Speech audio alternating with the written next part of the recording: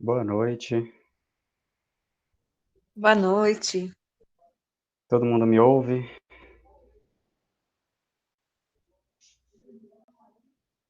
Claro e bom som.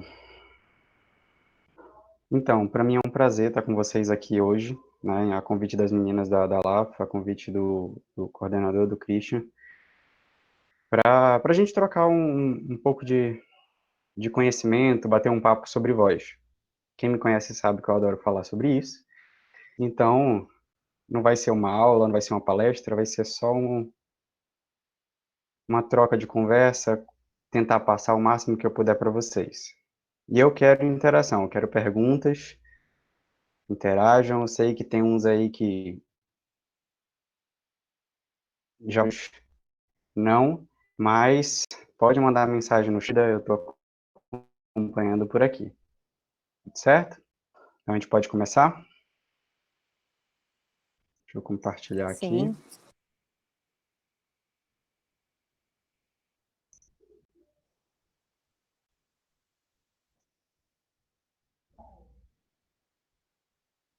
Pronto.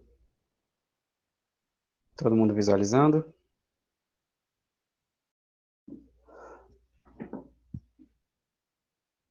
Tá bom, só para confirmar.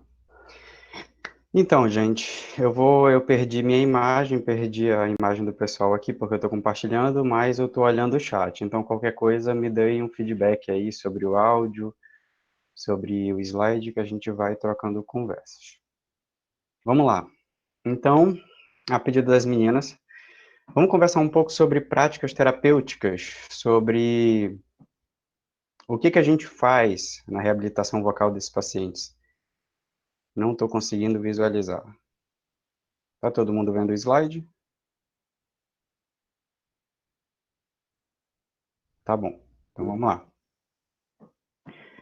Então a gente vai conversar um pouquinho sobre isso. Quando a gente fala de voz, quando a gente fala de reabilitação vocal ou quando a gente fala de lesões vocais, a gente abrange desde a voz falada à voz cantada.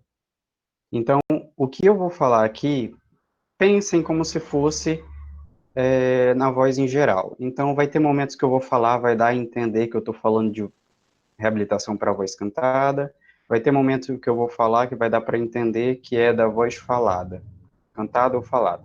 Mas eu estou tentando abordar de uma maneira geral. Eu não vou dividir, até porque são assuntos bem extensos, mas a gente vai tentar abordar o máximo possível de uma maneira mais completa.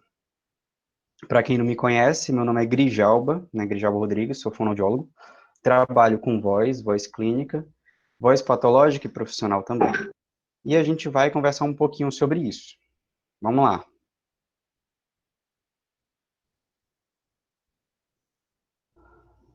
Então, gente, quando a gente fala de voz em si, e eu acho que esse slide para mim é fundamental, porque quando a gente fala de voz, compreender voz, a gente tem que ter em mente que voz é uma função que o ser humano não tinha. Ele adquiriu com o passar dos anos. Então, a gente não tinha essa habilidade, só que o que a gente fez? Houve, com o passar do tempo, a associação entre sistemas.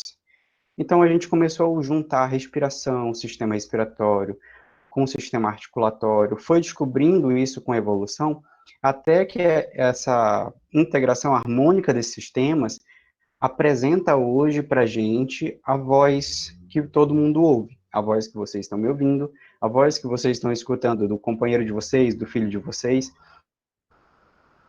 passa dessa integração de sistema. Para isso, eles têm que estar harmônico, tem que estar sincronizado. Então, qualquer alteração, qualquer distúrbio, qualquer empecilho, vamos dizer assim, qualquer ruído, não no termo da palavra, mas qualquer probleminha em um desses sistemas, a gente tem um comprometimento na voz, seja ele de maneira direta ou indireta. Então, a gente vem desde lá da respiração, a capacidade do pulmão de respirarmos, de botar esse ar para fora e inalar ele. Por meio dele, a gente consegue transformar esse ar, esse fluxo aéreo, numa vibração sonora através do aparelho fonador. Esse som que é produzido lá nas pregas vocais, que é um som muito simples, muito fraco, muito pobre em termos de ressonância, vai ser ressoado nas cavidades supraglóticas. Então, a gente tem todo um sistema ressoador para dar característica na voz. Então, a voz que cada um de nós temos, né, que eu costumo dizer, e é a nossa voz, a nossa identidade, cada um de nós temos vozes diferentes por causa disso, porque cada um tem estrutura anatômica diferente, massa de prega vocal diferente, supraglóticas diferentes, estruturas diferentes, seja elas moles ou duras, a gente fala de dente, língua, palato, e a junção de tudo isso dá a formação do som, forma aqueles formantes, eu não sei, tem alguns aí que já estão no sétimo, então talvez já tenha esse contato, então gera alguns formantes de voz que são alguns harmônicos, que dá um brilho naquela voz, traduzindo em palavras mais subjetivas. E tudo isso fecha na articulação, que nada mais é converter aquele som que foi produzido lá na laringe em palavras, num código, que no nosso caso aqui é a língua portuguesa. Eu coloquei aqui embaixo o famoso feedback auditivo. O Christian vai me adorar, porque ele é da áudio. Para a voz, esse feedback auditivo é importantíssimo. Por quê? Falar de um paciente, a primeira coisa que a gente tem que trabalhar nesse paciente, então, se ele não perceber a voz dele, isso eu falo de todos os sentidos. A qualidade, o timbre, a força, a própria percepção interna. Se ele não tiver essa percepção, vai ser difícil para nós, como terapeutas, reabilitá-lo. E ele, como um profissional, talvez conseguir, uma dificuldade talvez em conseguir alcançar os seus objetivos. Então, trabalhar esse feedback auditivo, essa percepção auditiva, é importantíssima. E aqui eu falo em feedback, eu boto o auditivo porque é o principal, se a gente fala de som, a gente tem que se escutar, mas também eu gosto de falar da própria percepção interna. Então, tentar entender como está essa musculatura dentro da laringe, se ela está muito tensa, se ela está relaxada, que aí o paciente, ou o profissional, ou o cantor, independente de quem for, aquele dono daquela voz vai conseguir entender mais as suas estruturas, compreender e moldar elas de uma maneira melhor. Então, se a gente pensar nesses sistemas, a gente vai compreender muito melhor como é que esse paciente, essa patologia vocal, a gente vai focar para reabilitar ela. Então, como eu sei que tem alguns alunos aí que ainda não passaram pela disciplina de voz, outros passaram e esqueceram, que eu sei que voz é o amor de vocês, eu vou dar uma relembrada em alguns tópicos. Prometo que eu vou passar rápido, para a gente chegar no ponto principal da aula, mas esse começo é importantíssimo. Vamos falar de sistema? O primeiro sistema que eu quero falar é a respiração em si. A gente entender como funciona esse sistema respiratório é positivo não só para a gente como terapeuta, como para o paciente. Então, ele tem que entender o que acontece na voz dele, quando o ar entra no pulmão dele, quando o ar sai no pulmão dele. Isso para o paciente é o mais simples possível. Mas para a gente sabe que não é exatamente só o ar entrar e o ar sair. Por quê? A gente está de frente de uma função que é uma função controlada pelo sistema nervoso naquela parte automática. Então você agora está assistindo essa aula, não está pensando, vou inspirar, vou expirar, vou inspirar, vou expirar. Você não pensa nisso, porque isso está sendo controlado pelo tronco encefálico, uma das funções que é automática no corpo. Quando você tenta controlar isso, a gente não está acostumado, isso fica um pouquinho mais difícil. Para o paciente, muito mais.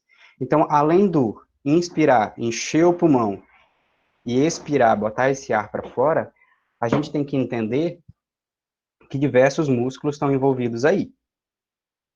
Quais são esses músculos, como eles participam, por que eles são importantes, a gente vai entender, a gente vai analisar eles de uma maneira específica para cada caso. Se a gente pensar em alguns músculos respiratórios, o principal, a gente tem o diafragma, que é o número 1 ali quando a gente fala de respiração, de apoio, de suporte respiratório, muitos cantores conhecem. né? Uns até usam o termo de maneira errada, outros falam muito o termo, mas não sabem a que se refere. Mas a gente sabe que é um músculo.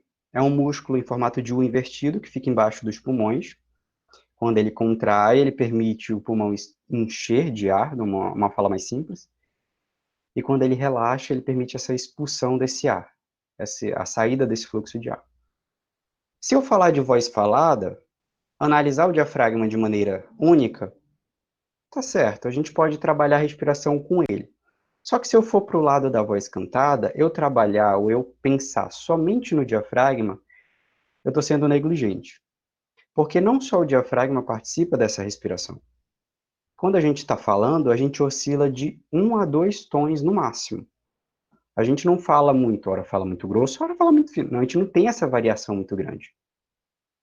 Já na voz cantada, a gente tem uma mudança muito drástica de pitch.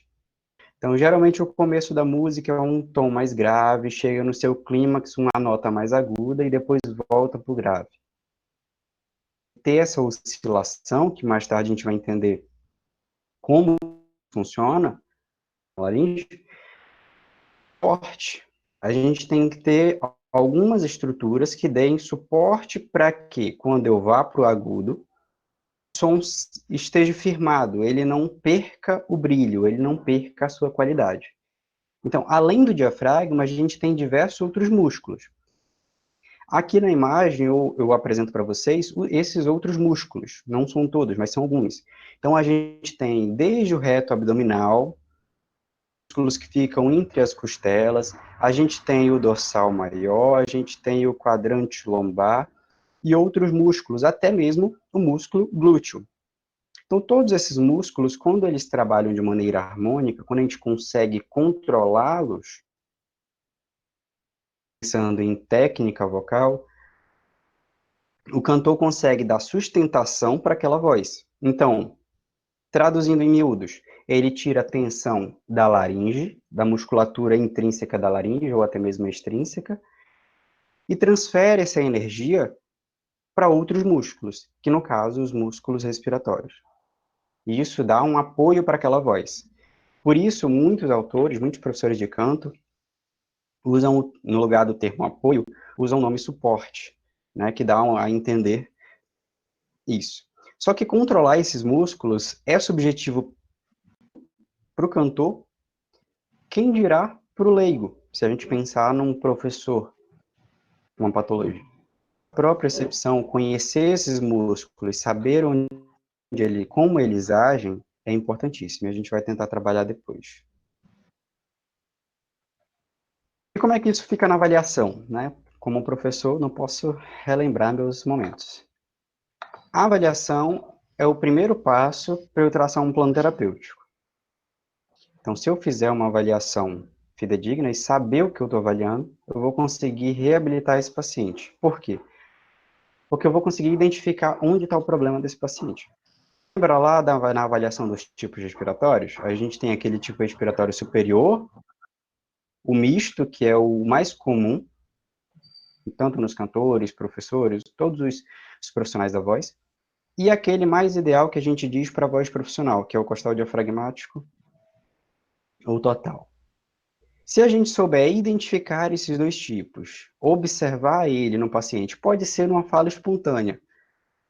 A gente vai conseguir observar se ele está usando aquela musculatura de maneira eficiente ou não.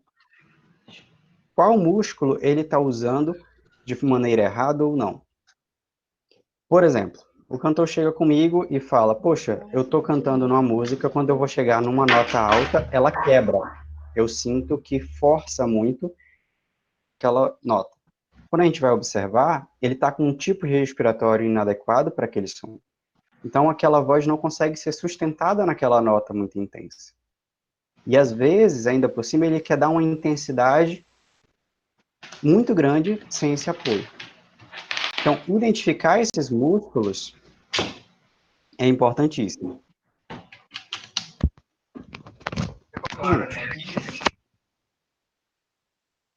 Estou ouvindo a minha voz no microfone de alguém, por favor, ligue o microfone, que aí fica melhor para a gente aproveitar. Por que que eu começo a falar de respiração? Então, é o combustível da voz. Se eu não trabalhar a respiração, se eu não trabalhar num paciente, primeiramente a respiração, gente ao ponto de terapia. Eu preciso focar, eu preciso lembrar que existe esse combustível antes. Muitas das vezes o paciente nem se toca de como ele está usando, porque ele não sabe. Então a gente tem que lembrar ele, trabalhar esse objetivo, trabalhar esse aspecto para poder um trabalho mais a nível vocal. Professora Olisângela, uma honra estar aqui. Boa noite. Vamos lá. Passando para o segundo sistema, a gente tem o sistema fonador. Então, a gente tem desde a laringe ali, onde esse som é formado por meio das pregas vocais, e ele é moldado mais acima, como a gente conhece. Aqui, para lembrar, a gente tem uma prega vocal em adução, e a gente tem uma prega vocal em abdução aberta. Nesse momento, nessa foto, vamos observar que num momento eu estou possivelmente respirando e no outro eu estou falando. Quem já está um pouquinho mais avançado vai observar algo mais estranho nessa imagem, é de propósito. Mais à frente a gente vai ver isso aí também. Mas o que é importante analisar aqui? O ar, quando vem daquele do pulmão, ele sai ali pela traqueia, ele vai passar por essa região. Nessa região, quando eu vou falar, quando eu vou fonar, essa prega vocal vai fechar, né? Vai fechar, vai coaptar e vai gerar uma vibração. Quando esse ar romper essa força, são nessas duas pregas vocais. E isso vai gerar um som por meio de uma vibração. E esse som que depois vai ser moldado. Essa prega vocal ao ser vibrada que vai gerar o som. Eu controlar ela, seja em tensão, seja em esticar ou encurtar ela, apertar ela no sentido mais medial.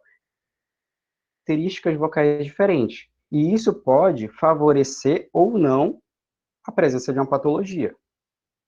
Mais à frente a gente vai ver que atitudes a gente vai ter, ou o paciente pode ter, que pode prejudicar o quadro dele, ou até mesmo o seu causador. Lembrar esses dois momentos aqui que a gente tem a nível laríngeo. Musculatura simples. Na laringe, a gente tem aqueles músculos que levantam a laringe e aqueles músculos que abaixam a laringe. A nível, analisando a voz, desses músculos.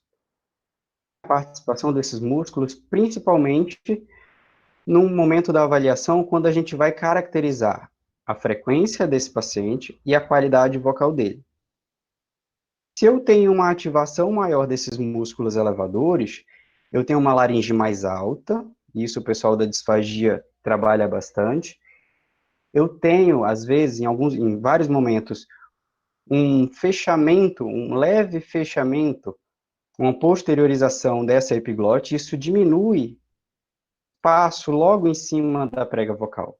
Isso me dá uma característica de voz similar. Isso me dá uma característica de voz desse outro quadro, que é quando eu tenho uma ativação dos músculos abaixadores da laringe. Então, eu tenho um maior espaço de todo esse trato vocal acima da glote, e isso dá uma outra característica vocal. Na voz cantada, a gente tem estilos de canto diferentes. Por exemplo, no canto lírico, a gente tem uma laringe um pouco mais baixa, para ter uma expansão maior desse trato vocal. Por que que eu preciso dessa expansão maior desse trato vocal? Pensando no canto lírico. Porque eu consigo dar uma ressonância muito maior. Eu consigo reverberar esse som muito mais. Quem já viu algum vídeo, quem já teve a possibilidade de assistir uma ópera, algum cantor lírico, sabe que nem todos, né, isso dependendo do ambiente, usam microfone. Por que que como que eles conseguem vencer sonora de toda uma orquestra que às vezes está ao lado dele, dando toda essa ressonância. Para isso, ele precisa ter uma expansão desse trato vocal, o que eu não tenho aqui. Qual a diferença, então? Ou qual o ponto positivo ou negativo dos dois? Dependendo do caso, aqui, nesse caso aqui, pensando no canto lírico, a gente não precisa, por exemplo, eu como um baixo, por exemplo, um cantor de voz grave, eu não preciso chegar num dó 3, uma nota de tenor, porque no canto lírico, o canto é muito fechado. Então, se eu for um tenor, eu vou cantar de tal nota a tal nota. Eu não passo nem para cima, nem mais agudo, nem mais abaixo. Então fica muito mais confortável essa minha tessitura. Quando a gente fala de canto popular, isso é muito variável. A gente tem cantores populares que vai de uma nota extremamente grave a uma nota extremamente aguda. Como que ele consegue isso? Ajustes vocais são feitos, ajustes musculares são feitos para que ele consiga trabalhar outros harmônicos, para que ele consiga trabalhar um brilho muito maior de alguns pontos, para conseguir uma nota, por exemplo, mais aguda. Isso se a gente pensar no canto popular. Só que aqui a gente tem um alerta, e muitos cantores não sabem, às vezes, esse ponto.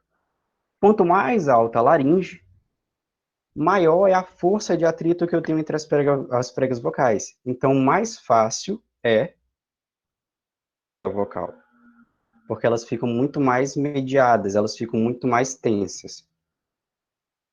Então, esse cantar com a laringe alta, isso de maneira saudável, eu tenho que tirar um pouco da intensidade. Beleza, Grijalva, mas como é que eu faço? Eu sou cantor popular, eu canto popular, eu consigo chegar numa nota bem aguda. Só que eu tenho um problema, eu quebro ela, ou a minha voz falha, ou eu não consigo ter muito volume. Opa, aí a gente falou. Quando a gente fala de canto popular, a gente tem um aparelho importantíssimo, que é o microfone.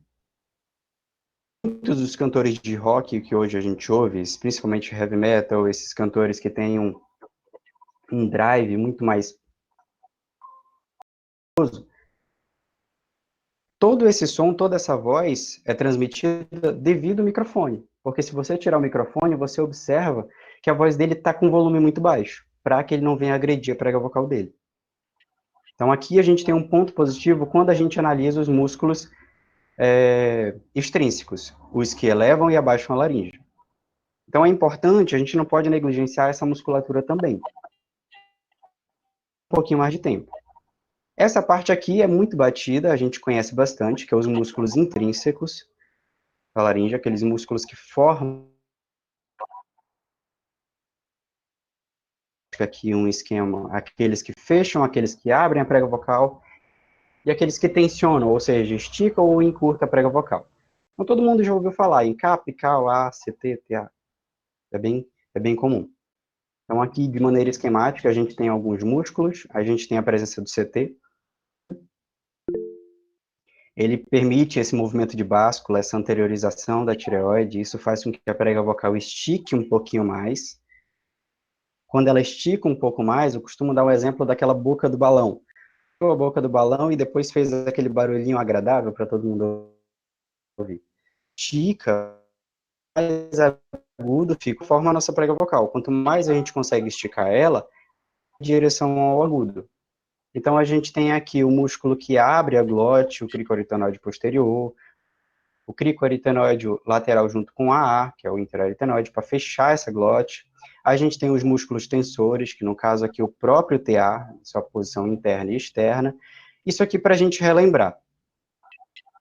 Por quê? Quando a gente vai avaliar, a gente está olhando o paciente e a gente está ouvindo o paciente. Aqui é até uma observação. Quem me conhece sabe que eu gosto muito de vídeo e áudio. Só que eu não consegui compartilhar o áudio dos vídeos pelo Meeting. Não sei como funciona, não deu certo. Então, eu tentei traduzir em imagens. Aqui, o que, que a gente está observando? É uma prega vocal feminina, fazendo um som grave, no caso aqui é um I. Ela está fazendo e aqui um som mais agudo. Se a gente analisar aquele movimento e lembrar daqueles músculos, aí, os músculos tensores. Então, esse paciente, se ele fizer, por exemplo, um glissando, que é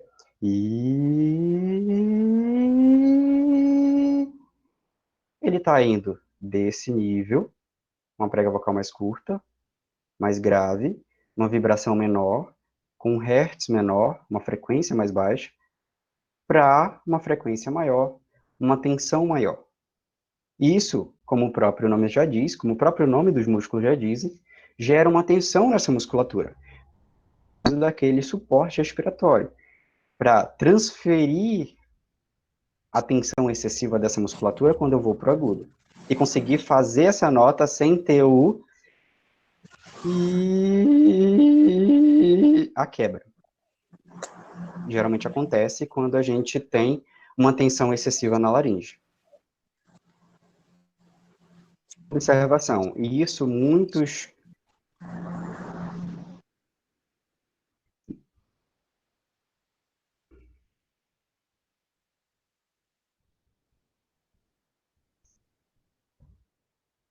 Voltei. Pronto. E uma observação. Quando a gente fala de volume, passando para o paciente, isso a gente fala de reabilitação. Lembra que eu falei, agora eu estou falando de voz cantada. Se eu falo de volume, eu quero dar volume na minha voz, muitos pacientes, muitos cantores pensam que eu vou dar volume amassando uma prega vocal na outra. De maneira inconsciente eles fazem isso. Isso gera tensão, isso gera as quebras, isso gera aquelas veias túrgidas no pescoço, e isso gera as futuras patologias e lesões vocais.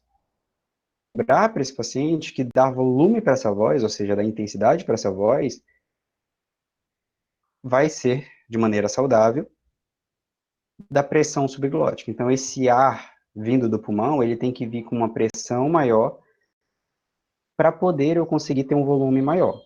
Lógico, não é somente isso, a gente abordei mais na frente, que não é só isso, tem toda a cavidade também. Se eu tenho uma maior cavidade supraglótica, um espaço maior, eu tenho uma ressonância muito maior, então, consequentemente, eu tenho um volume muito maior. Então, isso aqui vale a pena a gente relembrar.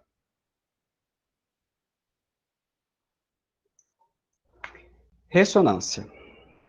Quando eu falo de ressonância, eu tenho que lembrar que tudo aquilo que vem acima da minha prega vocal vai principalmente ressoar a minha voz. Que dentro da laringe, a prega vocal, se eu pudesse tirar aquele som, tudo que tem em cima, e deixasse somente aquele som que sai da prega vocal, muito pobre, porque esse som ele não vai ter a presença dos harmônicos, não vai ter a presença de todo aquele brilho que dá característica para a nossa voz. Feito após essa prega vocal. Tudo que vem acima dessa prega vocal forma esse som. Então a gente tem cavidade oral, a região da faringe, a parte mesmo supraglótica em si. Todas essas estruturas, o tamanho delas, ou o tamanho que eu moldo elas, que se a gente pensar em músculo, eu posso mudar ela.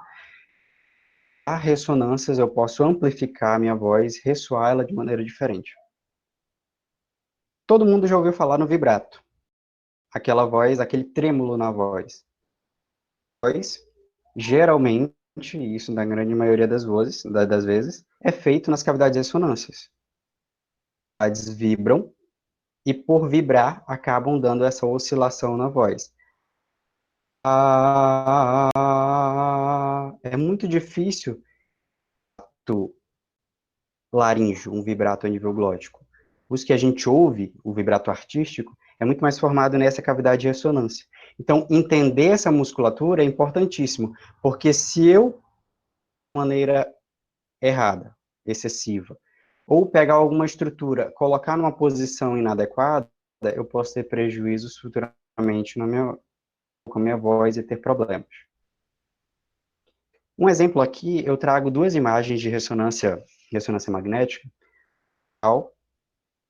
das regiões supraglóticas, ópera e o canto rock. E é aquilo que eu falei mais lá na frente. É muito maior no canto lírico, na ópera. Eu tenho brilhos diferentes, eu tenho qualidades vocais diferentes. E tudo isso é modificável, que compensa muito bem. Porque eu tenho uma articulação mais travada, isso pode me trazer prejuízo. Eu ter uma muito menor, isso pode me trazer prejuízo. Tenho mais anasalado, isso pode me trazer prejuízo. Desses articuladores é importante. Com isso, a gente fecha esse ciclo dos sistemas. E a gente entra e é o que causa as lesões vocais em si, que é as disfonias. Belal falava lá em 95 que disfonia é toda e qualquer dificuldade oral, o que impede a minha produção de maneira dias a gente traduz logo de cara se a gente pensar dessa forma.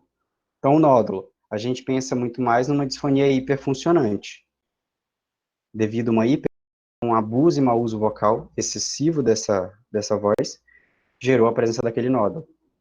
Já numa hipofunção, a clássica que a gente tem é a própria presbifonia. A fraqueza da musculatura com o passar da idade, o paciente começa a ter uma voz um pouquinho mais fraca. Se a gente falar mais de prega vocal de músculo intrínseco. Por que eu estou passando isso? Porque a partir de agora, vamos pensar nas patologias e na reabilitação, lembrando desse conceito. Todos os sistemas que eu passei, a gente vai tentar identificar os músculos que estão alterados, por isso que eu sempre botei na avaliação como fica. Importante saber avaliar de maneira precisa, senão eu não vou conseguir tratar. E vamos pensar nessa musculatura que estava com problema, de que maneira eu vou trabalhar. Porque a gente falou de sistemas. Para produzir a voz, eu preciso da integração de alguns sistemas. Para que ela seja produzida de maneira adequada, esses sistemas têm que estar harmônicos. Ou seja, eles têm que estar em equilíbrio. Se algo pende mais para um lado, eu tenho um problema. Aí a gente tem as lesões. Clássica, a gente tem os pólipos, os edemas, as paralisias de prega vocal. A gente tem, de maneira bem precoce, as fendas. Diversas patologias podem aparecer para a gente, e isso não aborda exatamente em um fator. Eu estou falando de voz cantada e voz falada. Eu posso ter essas mesmas patologias em situações diferentes, em profissionais diferentes. E a minha atuação vai ser diferente. Então, se eu pensar nessas patologias, pensando nessas musculaturas que a gente revisou até agora, como estão essas musculaturas? Muscular dessas estruturas num caso patológico. Aqui o quadro das fendas, né, dando fonte aqui para o fono, o que, né, no Instagram. Então é importante a gente entender essas posturas inadequadas das fendas para poder entender como a gente vai reabilitar. Porque o que eu vou reabilitar? Se eu perguntar, beleza, isso a gente ouve bastante. Qual é o exercício bom para nódulo? Eu estou com cansaço vocal, eu canto, minha voz quebra. Qual exercício eu devo fazer? Outras perguntas que vêm. Poxa, eu estou cantando, no meio da música eu fico muito cansado e eu tenho que parar. Cantar, minha voz está muito soprosa, às vezes no meio da música ela melhora. Aí muitos chegam com essa pergunta e já vem aquela frase depois, qual é o melhor exercício? Ou o que eu vou fazer? Qual o segredo? Qual o remédio que eu vou tomar para melhorar? Não tem segredo, gente. Vocês estão fazendo fonoaudiologia, então é fonoterapia. Como toda terapia, não é um remédio que você toma e do dia para a noite você está bem. Você tem que mudar esse hábito que está inadequado. Só que para isso você tem que entender. Então eu não posso te dizer, qual é o exercício bom para nódulo, se eu nem sei como está o quadro desse paciente. Que musculatura está afetada? Que função está afetada?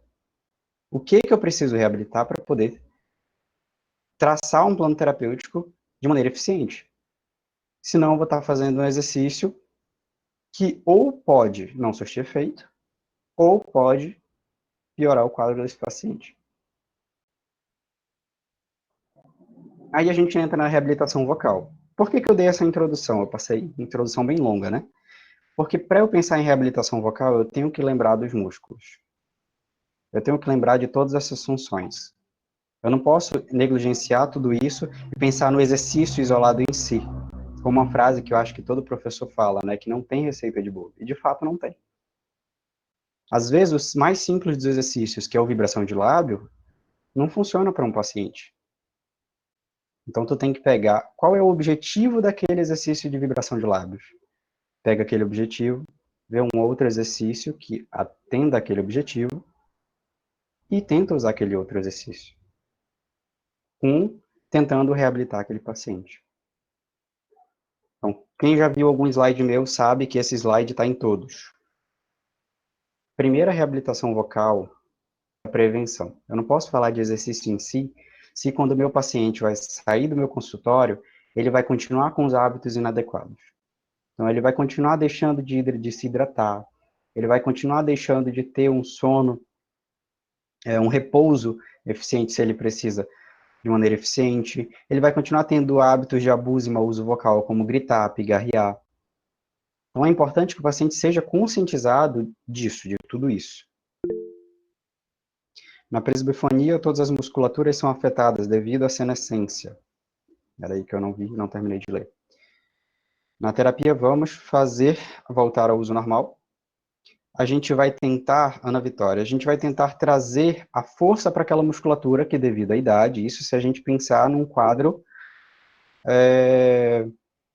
de senescência natural, sem nenhuma patologia. A gente vai tentar fortalecer aquela musculatura que naturalmente tende a perder a sua força.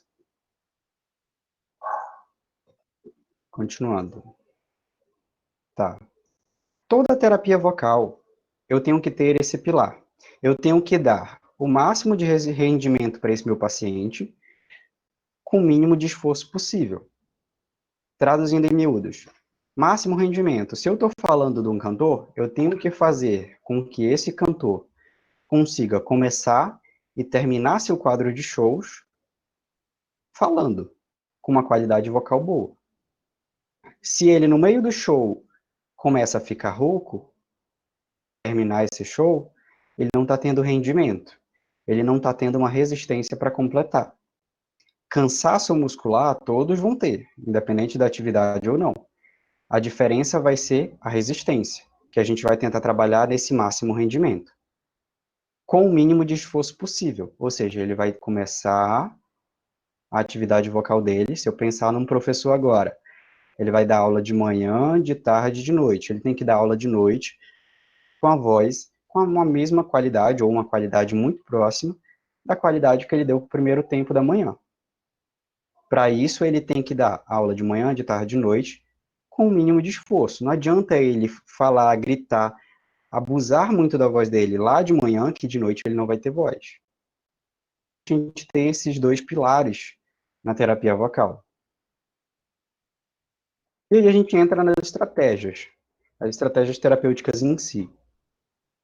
Cada estratégia é muito adaptável de paciente para paciente. A gente conhece as clássicas, tá para vocês aqui. Estou trazendo para vocês com referência a Mara Belal, né, o livro dela de avaliação e tratamento das disfonias. Então, a gente tem como exercício, alguns eu botei devido à minha prática clínica e outras atividades, mas a gente vai tentar abordar o máximo possível. Para exercício respiratório, como eu falei, relaxamento muscular, o relaxamento cervical, nesse caso aqui, é importante.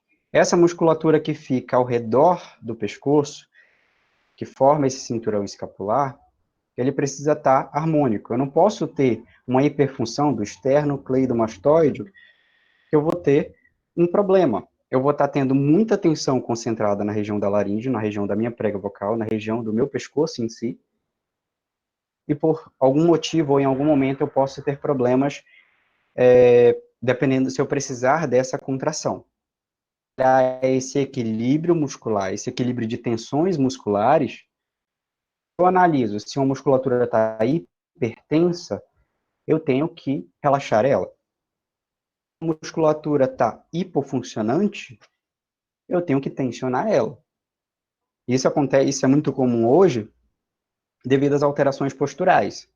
A gente tem muitas alterações posturais por flacidez nos músculos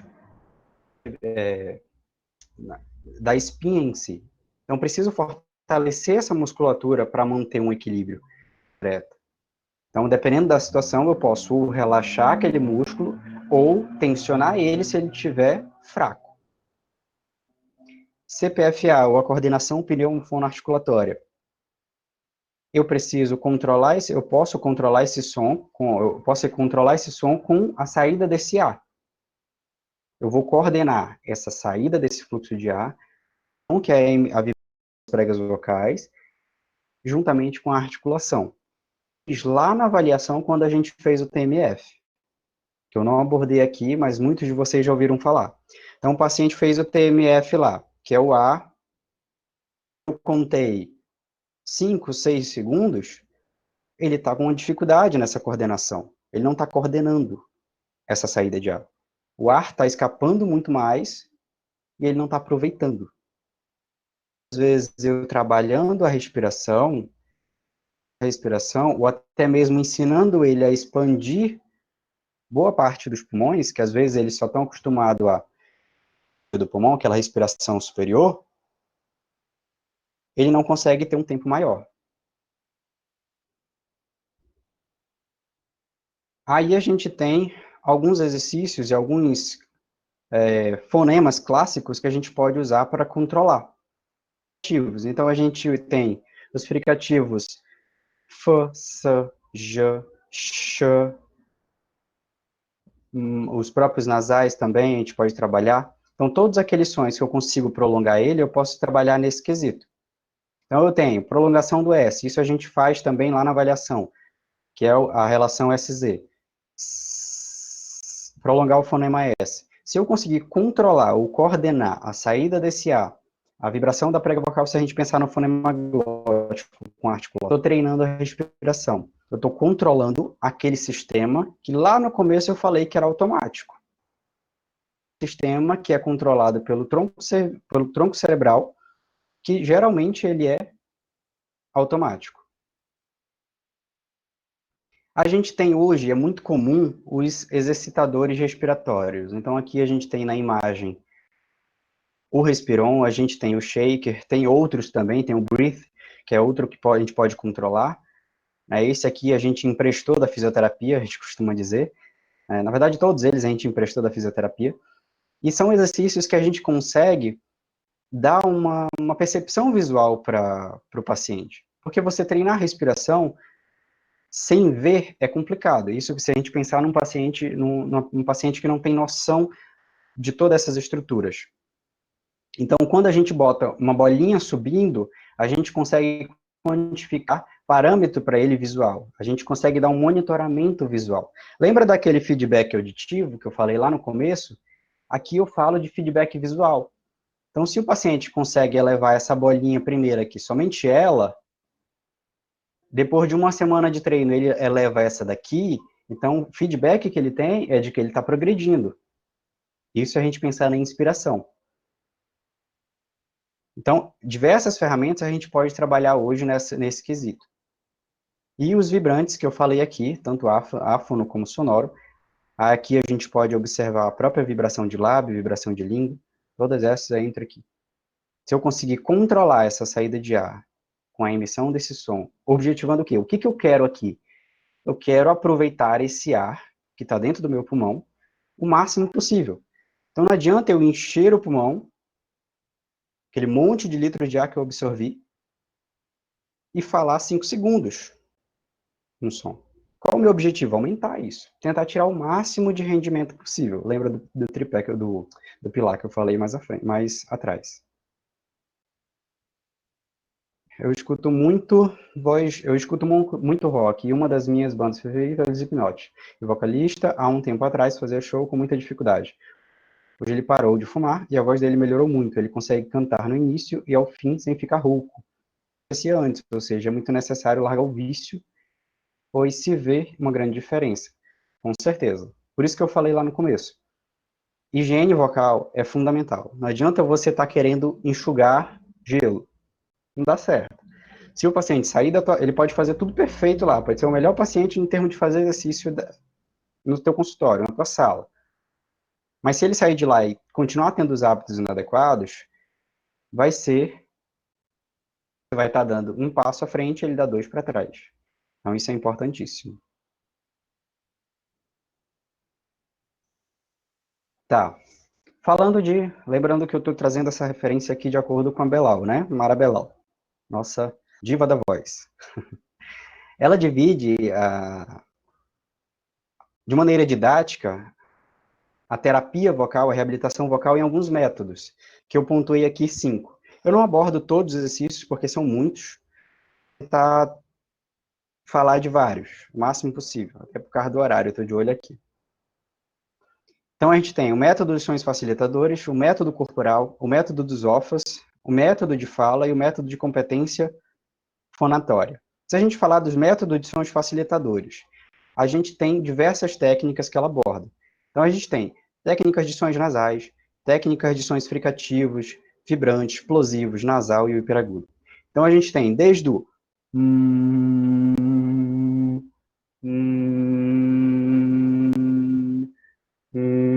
o M, o N e o NH produzido. Sempre eu posso trabalhar esse exercício atrelado à respiração também. A gente tem os sons fricativos, então eu posso o clássico. O F, eu tenho.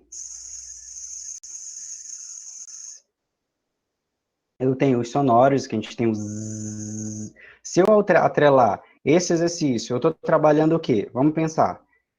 Eu pego o fonema Z e trabalho ele. O que eu posso fazer? Eu posso trabalhar a articulação, ponto articulatório dele, que é a língua por dentro dos dentes de baixo, os incisivos inferiores. A gente tem vibração glótica, então a gente tem coaptação glótica, a gente tem sonorização. Eu posso coordenar essa saída de ar, ou seja, fazer esse Z o mais longo possível. Eu estou trabalhando coordenação pneumofonoarticulatória. Então, 3 objetivos eu consegui trabalhar nesse exercício isolado. Por isso que eu não posso dizer, o exercício que é bom para aquilo. Não tem. Às vezes, um exercício eu posso trabalhar em diversas situações, só que de maneira diferente, dependendo da abordagem. Então, a gente tem os vibrantes, aí a gente entra vibração de lábios, vibração de língua, vibração de lábio e língua, a língua vibrando dentro da boca, juntamente com o lábio. E outros. Que eu posso fazer a mesma coisa, coordenar o tempo que esse ar vai sair, então conseguir ter eficiência, conseguir ter tempo de fonação, conseguir sustentar uma nota aguda se eu pensar numa voz cantada. Então, eu estou treinando essa função. A gente tem a técnica dos sons explosivos. Então, a gente tem o B, todos aqueles fonemas P, B, K, G, trabalhando esses sons. A gente tem o som basal, também conhecido como vocal fry. Então, a gente tem aquela coaptação mais de prega vestibular, que é aquela estrutura que fica acima da prega vocal. Então, eu não sei se vai sair no microfone. Eu tenho. Quem tiver com fone de ouvido aí está se perturbando aí com esse som no ouvido, mas tudo bem. Aqui é importante falar que se eu falar em vocal fry, eu tenho que observar o paciente se ele está fazendo o vocal fry relaxado, porque de nada vai adiantar eu fazer ele tenso, eu vou estar dando tensão para essa estrutura. Então, eu tenho que fazer ele e não. Quem já assistiu o grito, tá aí. E a gente tem a técnica de sons hiperagudos também, que é usado geralmente a gente usa o I, que é uma vogal mais aguda. Então, a gente pega, quando quer trabalhar o falsete, a gente pode usar bastante ele. Método corporal. Aqui eu estou entrando no segundo método.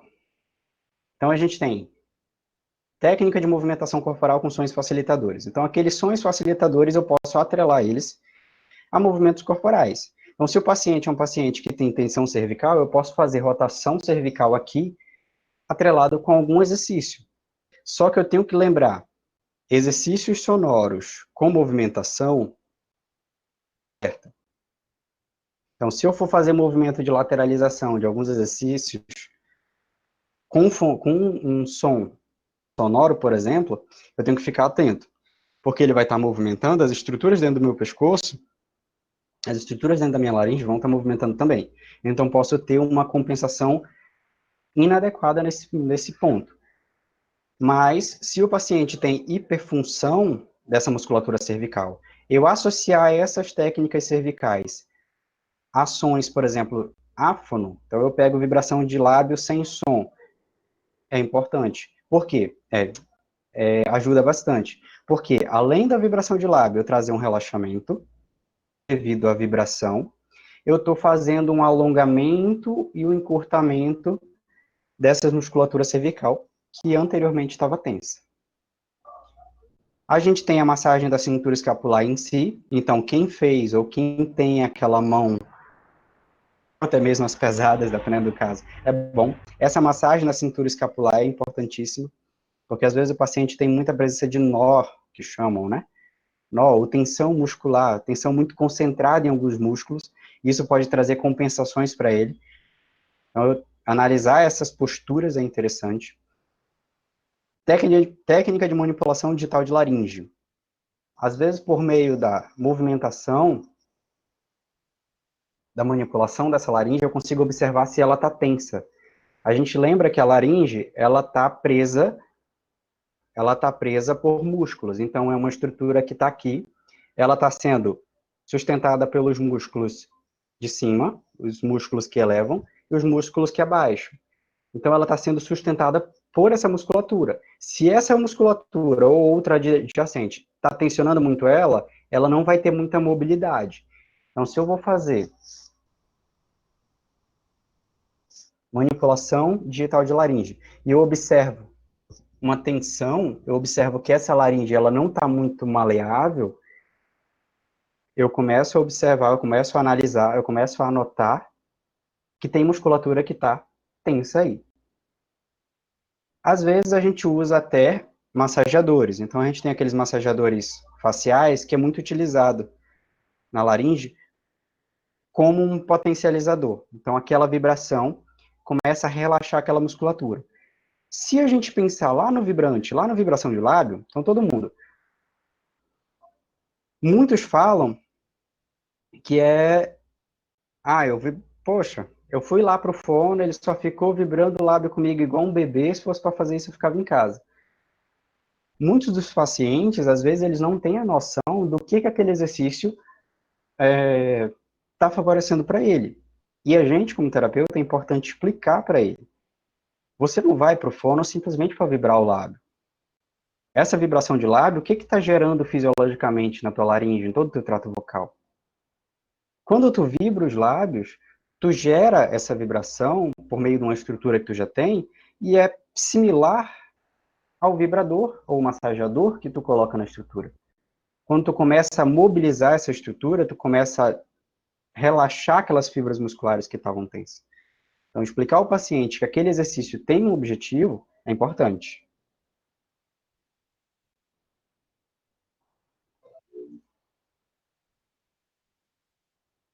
Métodos OFAS, né? O método dos órgãos fonoarticulatórios. A gente tem a técnica do deslocamento da língua, né? Então, a gente tem a técnica botar a língua para fora ou para dentro, como formato de K.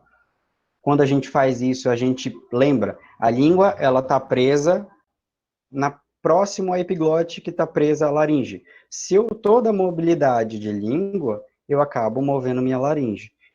Então, se eu desloco ela para fora, eu acabo puxando essa laringe mais para cima. O pessoal da disfagia trabalha esse exercício também como uma maneira de elevar essa laringe.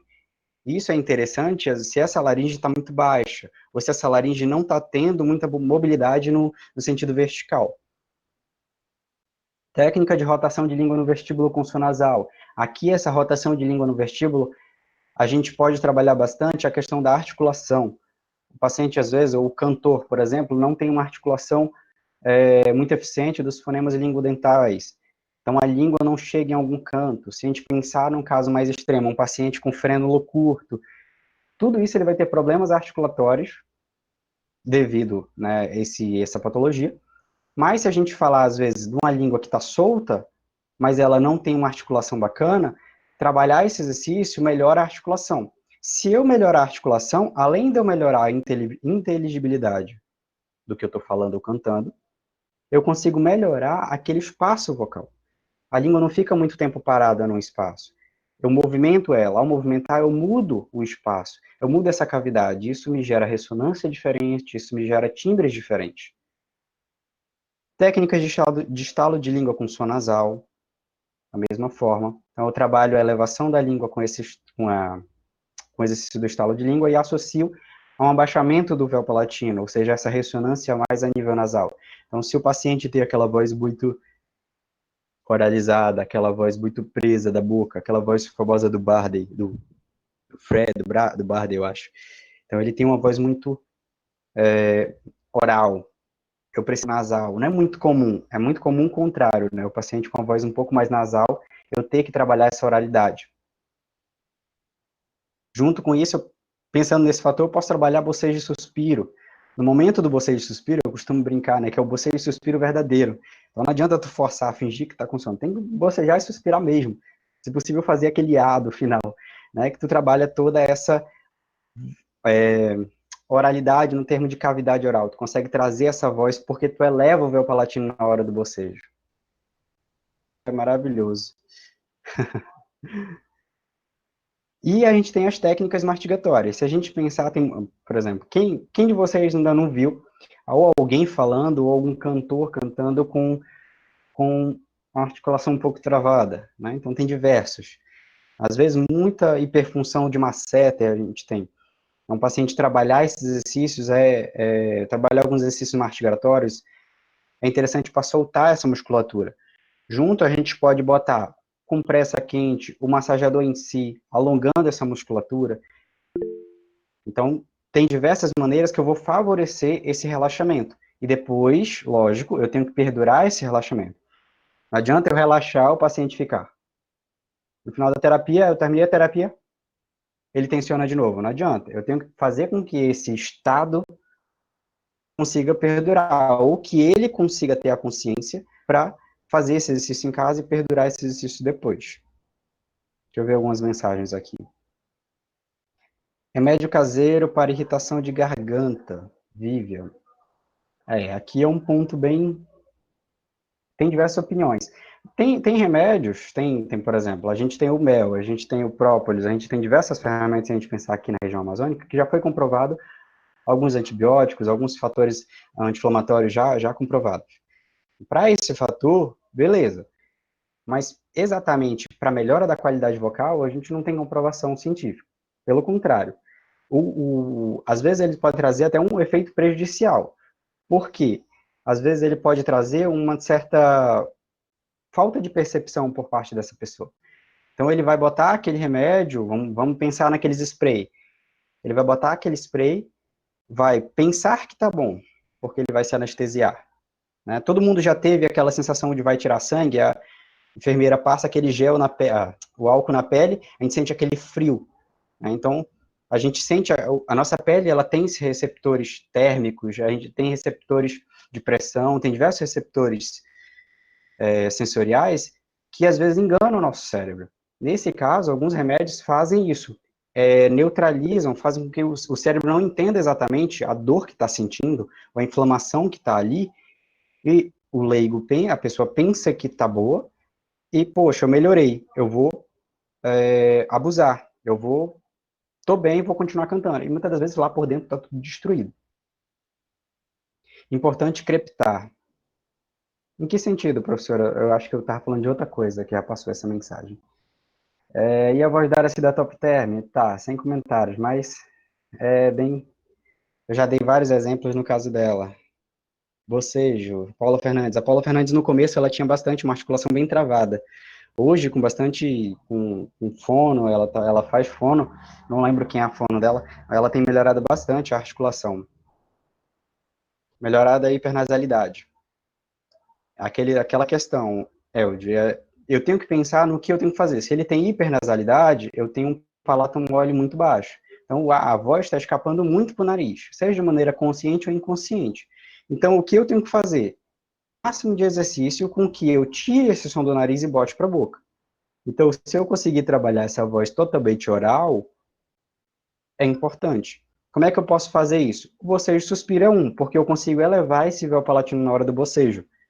Então, se eu vocalizar um A depois do bocejo suspiro, eu consigo fazer um A, uma vogal A, bem oral, porque esse véu palatino está fechando essa passagem. Paulo Fernandes canta com dente travado, sim.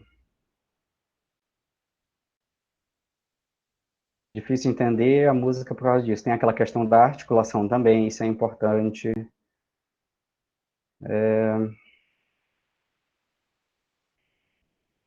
Tá, vou continuar.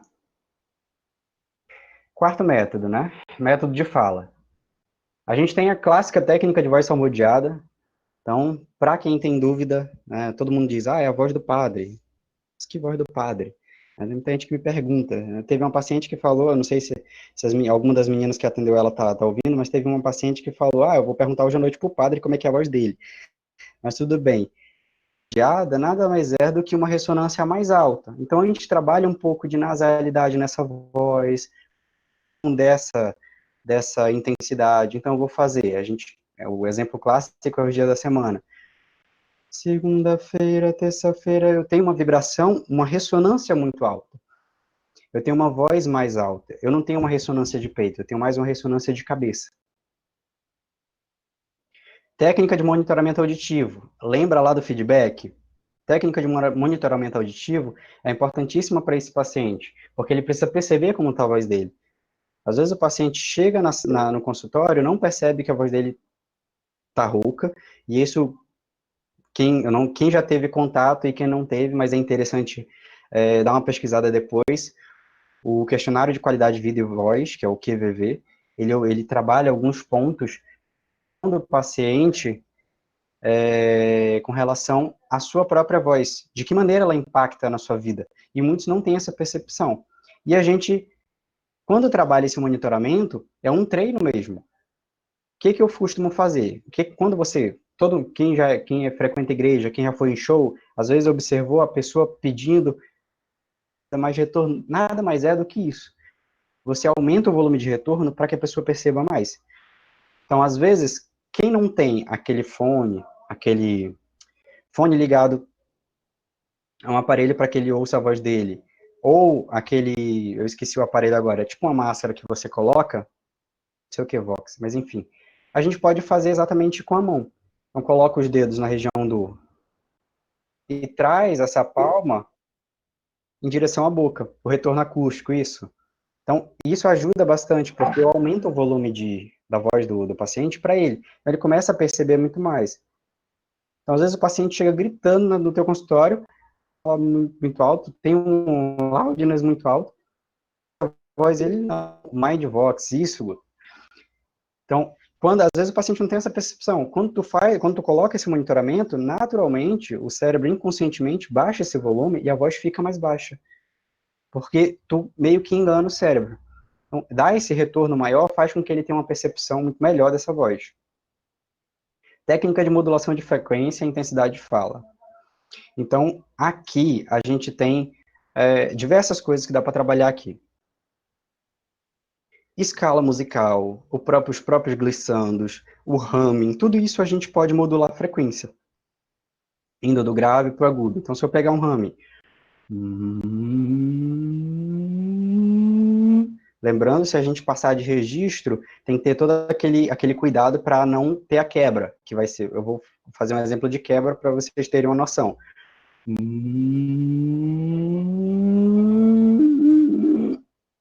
Geralmente dá essa quebra quando eu não consigo trocar de registro, porque eu tensiono muito devido a os tensores estar esticando.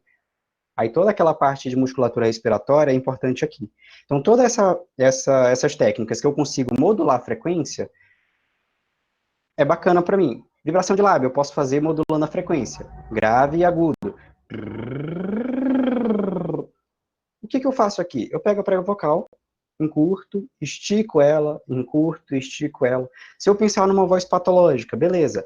Eu tive um paciente que teve pólipo. A gente sabe que pólipo é cirúrgico.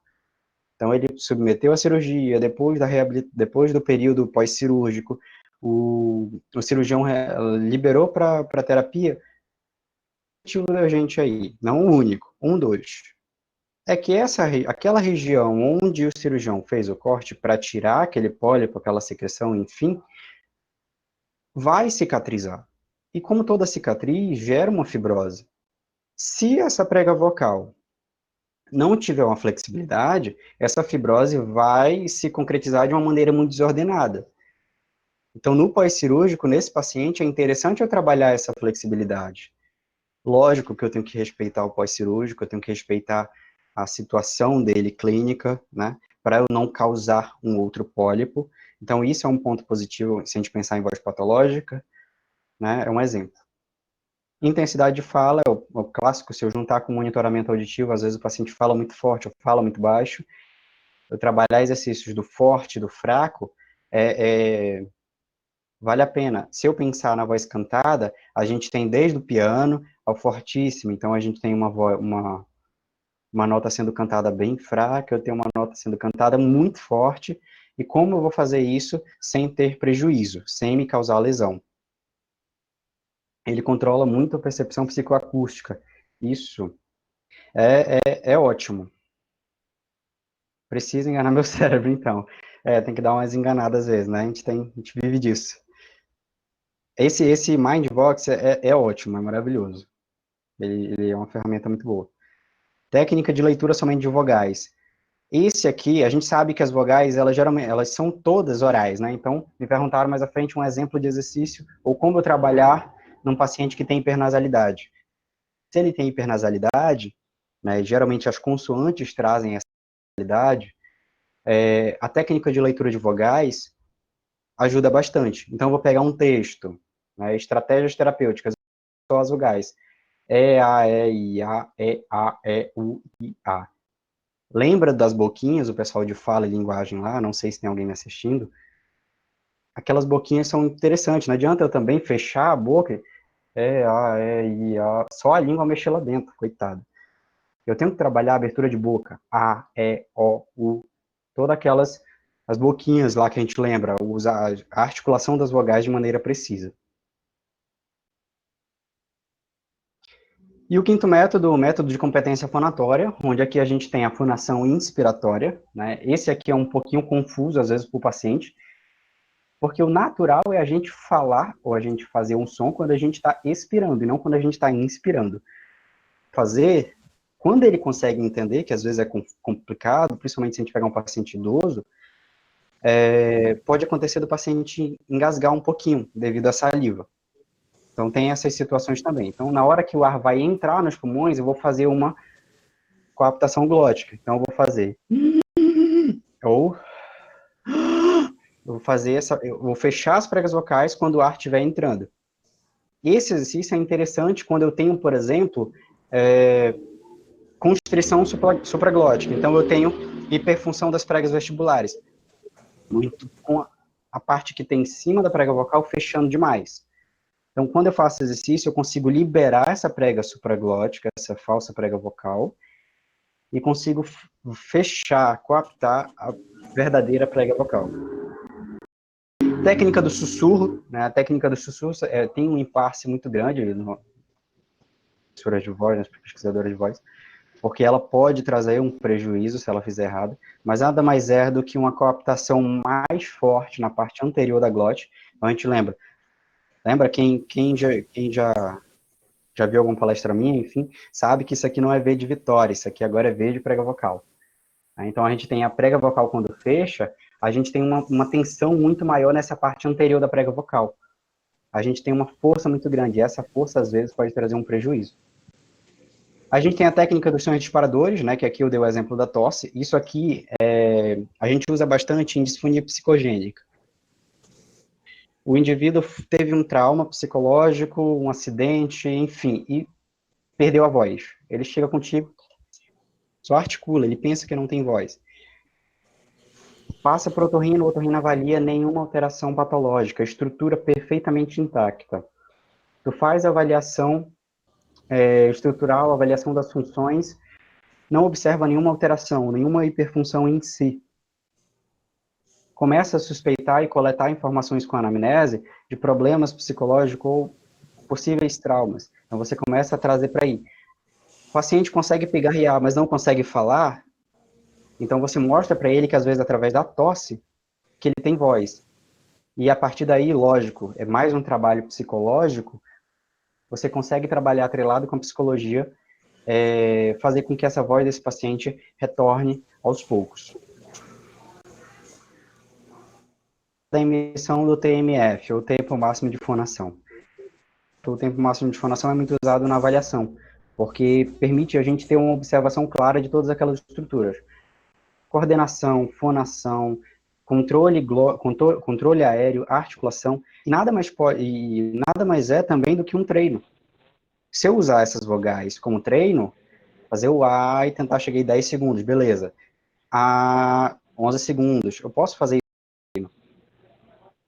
As escalas musicais, que aí são diversas, quem tem conhecimento de um instrumento ajuda bastante, porque você pode trabalhar com escala musical.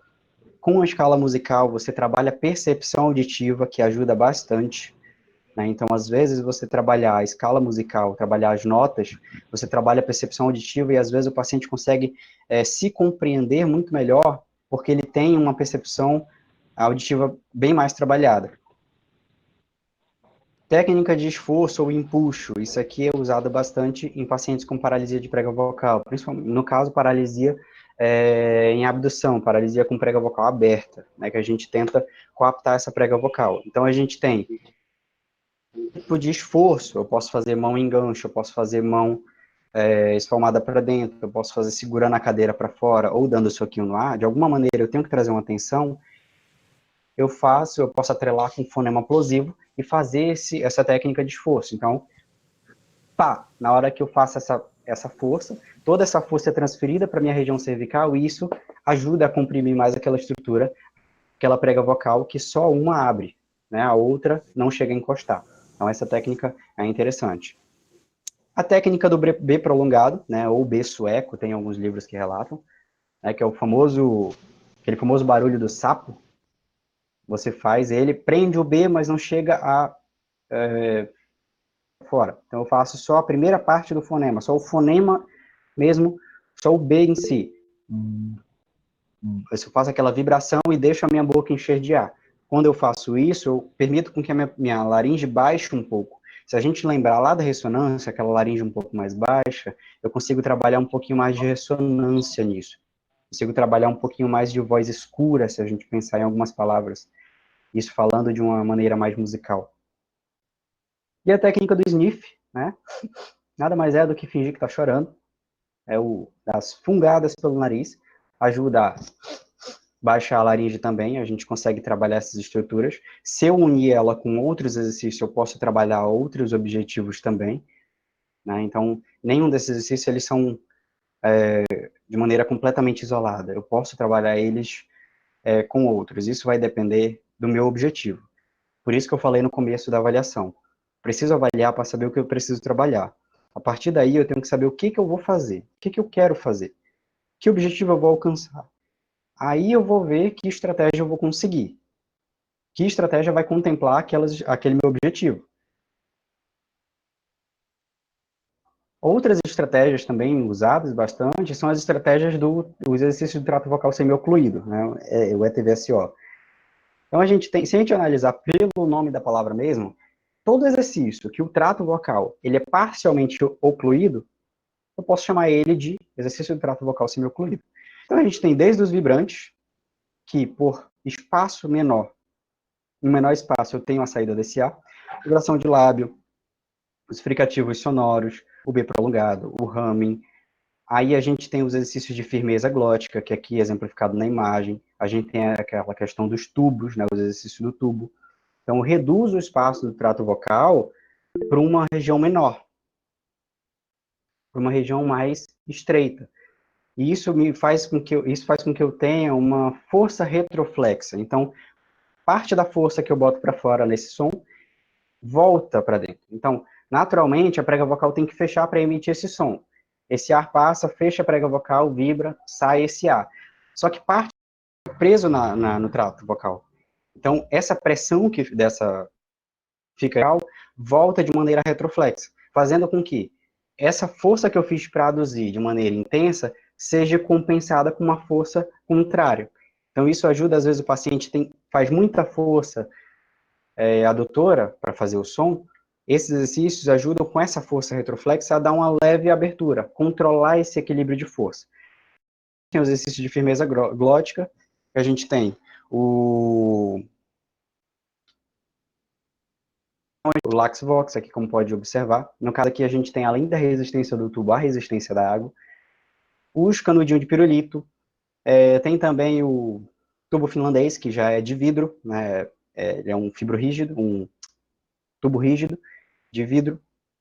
Todos eles trabalham o mesmo objetivo. Na ausência de tubo, a gente pode usar outras estruturas, né? Que tem aqui, por exemplo, o menininho com a mão espalmada. Então, esses exercícios que eu ocluo o trato vocal, eu consigo ter o mesmo objetivo. Na boca. Ou o finger kazoo, que está escrito aqui, que é basicamente o dedo do silêncio, só que eu vou fazer o som do U. Eu reduzo esse trato vocal, gero essa energia retroflexa devido o trato vocal estar semi-ocluído, consigo trazer e consigo tratar todos esses objetivos. Também é usado com um copo, então posso pegar aqueles copos de café, de isopor, faço um furinho no fundo, coloco no meu trato e faço o mesmo som. Todos eles têm o mesmo objetivo. Espaço para a saída desse ar, reduzir esse trato vocal. Né? Só para a gente não deixar de falar, hoje existem diversos recursos que é usado, né, para trabalhar, então, além das técnicas tradicionais, todos esses exercícios que eu passei para vocês, toda essa conscientização, toda essa higiene, existem alguns recursos que a gente usa, né, a gente está entrando nesse mundo, nessa pesquisa, e isso eu acho super positivo, como potencializador dos nossos resultados. Então, a gente tem desde os massageadores, que lá no começo já era utilizado, desde a motricidade, até hoje que a gente tem o laser de baixa potência, a eletroestimulação, ultrassom e diversas ferramentas. Todos esses recursos, realmente favorecer e potencializar. Se a gente conseguir usar ele atrelado aos exercícios, o resultado terapêutico é potencializado de uma maneira significativa. Para o paciente, isso se traduz em dias, porque a pergunta clássica do paciente, por exemplo, se eu pensar num cantor, cantor chegou com um nódulo, quando que ele vai poder voltar a cantar?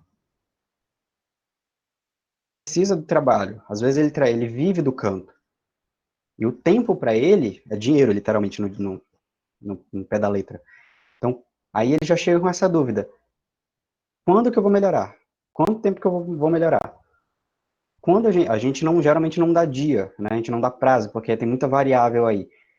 Mas quando o profissional usa recursos, esse tempo, a maioria dos pacientes relatam que esse tempo de recuperação é muito melhor.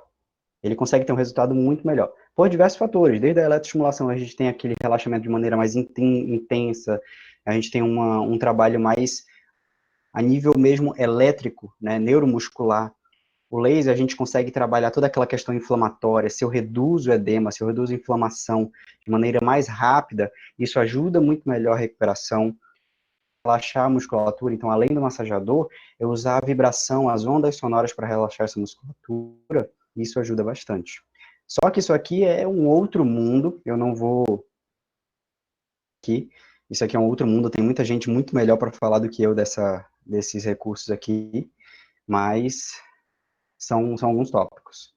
Deixa eu ver aqui onde foi que eu parei, vendo algumas perguntas.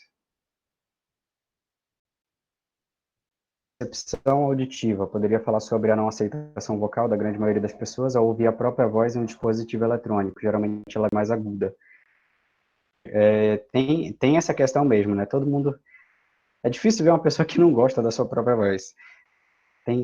Passe a se aceitar. Eu costumo dizer, a voz que tu tá me ouvindo, a voz que tu ouve gravada no WhatsApp é a tua voz, literalmente. Então tem que aceitar isso. Qual a diferença? É que na voz, isso o pessoal da áudio sabe explicar muito melhor que eu, na gravação do áudio tu ouve ela somente por via aérea, tu não ouve pela vibração das estruturas ósseas, né? Que essa vibração te dá brilha um pouco mais o grave. Então, tu ouve a tua voz um pouco mais grave do que a voz que os outros te ouvem, né, a tua voz. Ficou baixo aqui o áudio em que parte?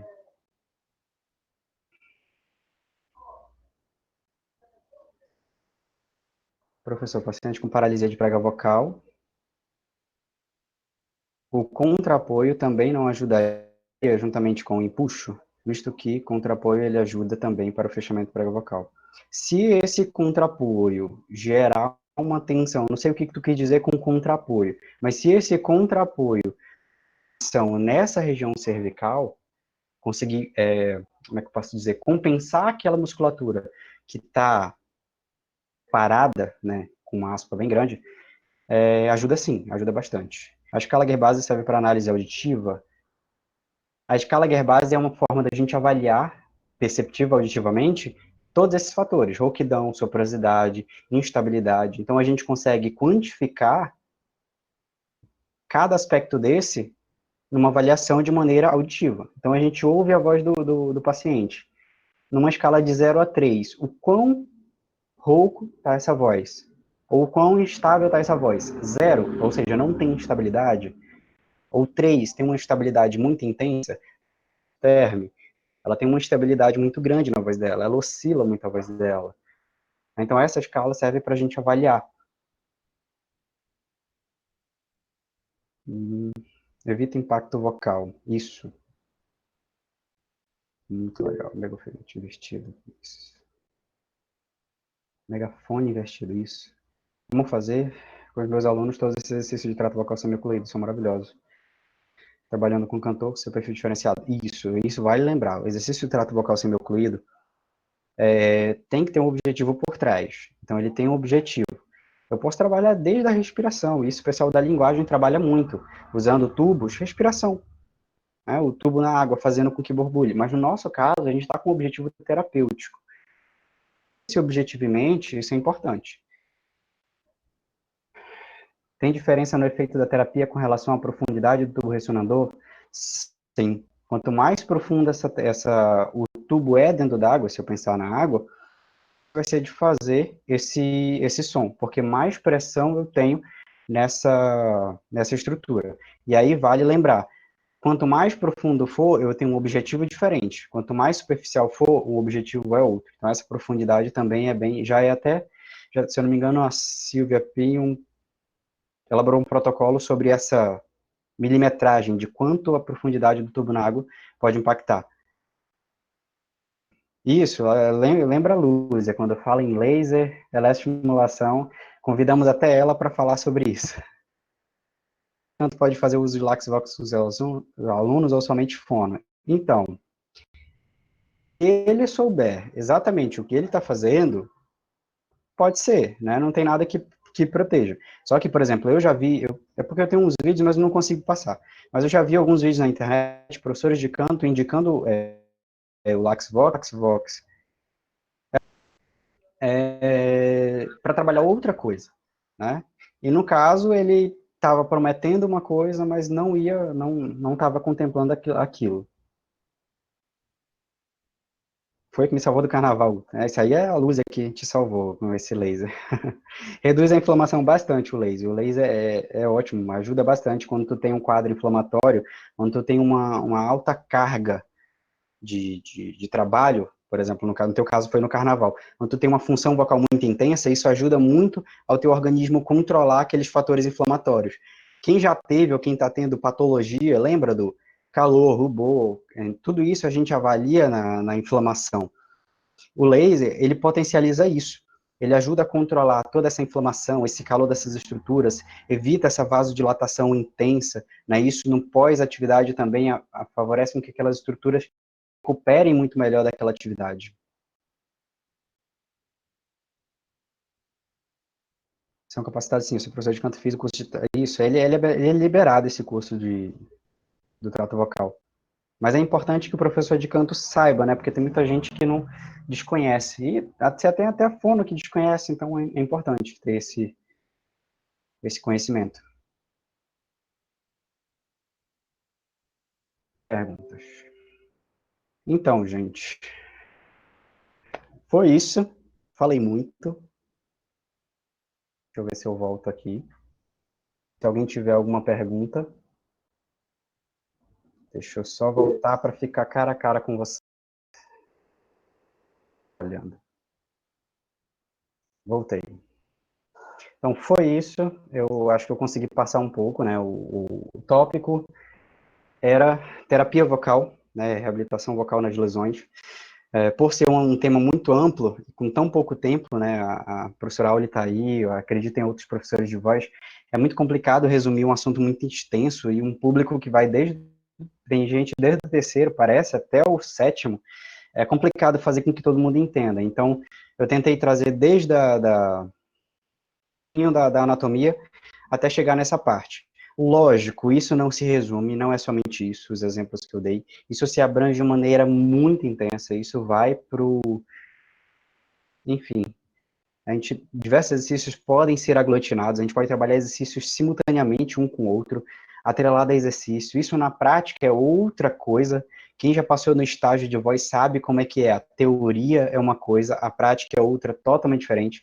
O paciente não se percebeu, o paciente não conseguiu fazer um exercício, tu tem que mudar a estratégia na hora. Então, assim, essa parte prática, essa atividade é bem complicada. Mas eu tentei passar o máximo possível. Quem tiver dúvida pode mandar aí. Eu não sei se deu tempo vocês pegarem meus contatos, que eu acho que eu fechei logo, mas as meninas da Lafa têm, qualquer coisa pode passar meu contato, que aí quem tiver alguma dúvida, alguma pergunta, pode mandar que eu vou, assim que tiver um tempinho, eu posso responder. Então, tá aí. Eu não sei quem vai tomar conta agora. Oi, Gri, tudo bem, meu amor? Tudo bom. Bom revê-lo, né? Sempre Sim, bom encontrar com os colegas. com certeza. Entrei tarde na palestra, mas legal, né? Pelo menos eu consegui observar muito, muito, muito esse amor aí na voz cantada. Não tem como escapar, né? Com A certeza. voz cantada é tudo. Enfim, eu estou nessa fase agora com os alunos do quinto período. Vamos entrar nessa fase agora de avaliação e terapia. E eu falei Sim, para eles o seguinte, que tem que ir devagar, até porque o segredo do sucesso da terapia está no terapeuta, e é não verdade. exatamente nas práticas que estão aí publicadas, porque cada publicação são experiências vivenciadas. Isso. Então, qualquer um terapeuta, ele vai ali, ele constrói as suas práticas dentro da teoria, e ele consegue até trazer atualizações melhores. Assim como a gente fez cursos fora, vendo a prática da Márcia Menezes, que é a terapia invertida, que você falou.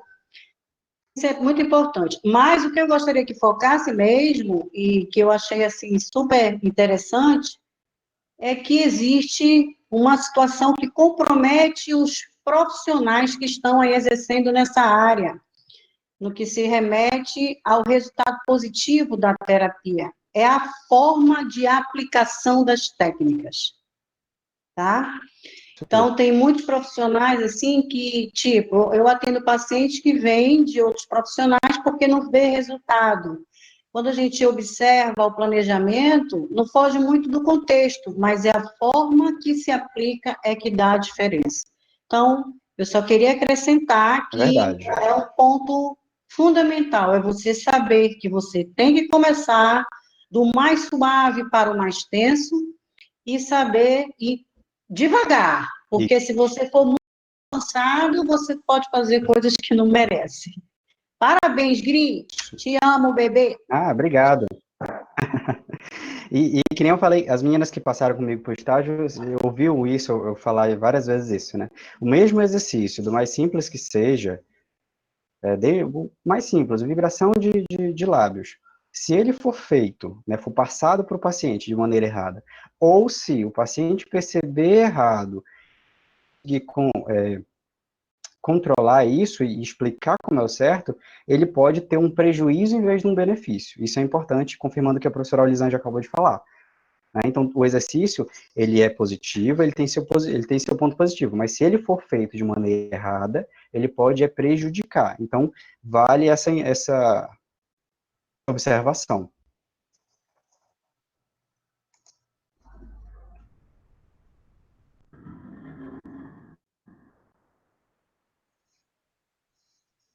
A palestra foi tão boa que esse pessoal de áudio aí nem se manifestou. Eu vi, eu estava Oi, acompanhando as Djalma, tá me mensagens, ouvindo? até o Christian quer fazer voz, adorei. Oi, Ei, professor. tá me ouvindo? Tô. Então, eu agradeço, é um imenso prazer, sabe? Como é um assunto tão complexo e tu transformou essa parte de voz para mim de uma maneira tão sutil e leve, que até fiquei com vontade de fazer voz. Eu queria Faremos. agradecer em nome da FAMetro, das outras universidades, Newton Lins, Uninorte. Tem bastante profissionais acompanhando também, acompanhando o seu trabalho. Eu estava preparando, tem alunos que trabalham com voz, que assistiu a tua palestra, e realmente foi um tema que eu adorei. Se eu pudesse, eu fazia especialização em voz e atuava mesmo, mas não tem como deixar de amar áudio em primeiro lugar. Mas olha, imensamente eu te agradeço. Foi espetacular, eu Que isso, creio que prazer foi todo meu. mundo gostou. A gente atingiu uma marca de 130 integrantes participantes. A ideia era no Sério, que legal. início, Eu era tava só tão a aqui que eu nem liga, vi. por isso que eu pedi tua autorização. E logo em seguida eu abri justamente para mostrar o teu trabalho, para mostrar o trabalho da liga, e que em breve a gente vai fortalecer mais ainda com mais ligantes o trabalho da liga, Com certeza. principalmente da iniciação científica, valorizar os nossos profissionais, principalmente daqui de Manaus. Logo em breve a gente vai ter palestrantes de fora. Fiquem ligados, tá? Eu desejo boa sorte, que Com essa certeza.